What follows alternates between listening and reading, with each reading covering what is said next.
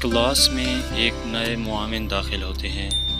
اپنے تعارف کے بعد بچوں کا ٹیسٹ لینے کے لیے ایک سوال کرتے ہیں اور اشارہ اس بچے کی طرف کرتے ہیں جو کلاس کا سب سے نالائق بچہ ہوتا ہے۔ استاد کا اشارہ دیکھ کر کلاس کے دوسرے بچے ہنسنے لگتے ہیں کہ استاد نے جواب دینے کے لیے اٹھایا بھی تو کس بچے کو، لیکن استاد تو پھر استاد ہی ہوتا ہے۔ ان کو سمجھ آ گئی کہ یہ کلاس کا سب سے نالائق بچہ ہوگا، اس لیے سب بچے ہنس رہے ہیں۔ استاد نے بچے کو بیٹھنے کے لیے کہا اور درس دینے میں مصروف ہو گئے۔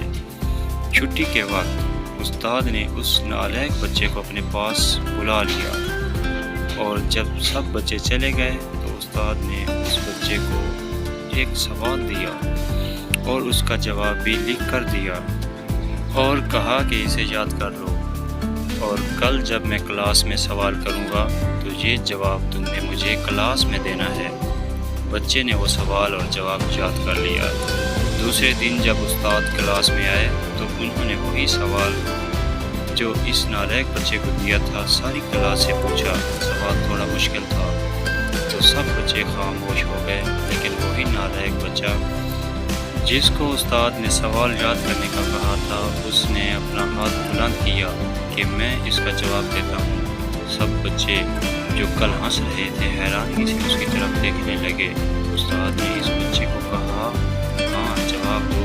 بچے نے فٹافٹ اس سوال کا جواب سنا دیا۔ استاد نے شاباش دی اور بچے کو بیٹھنے کو کہا۔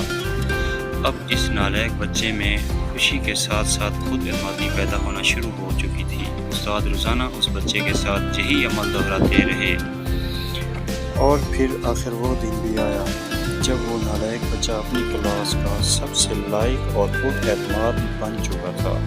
لہٰذا بچوں کی نفسیات سمجھ کر اگر ان کو ٹریٹ کیا جائے تو ہر بچہ اس معاشرے کا قابل فرد بن سکتا ہے۔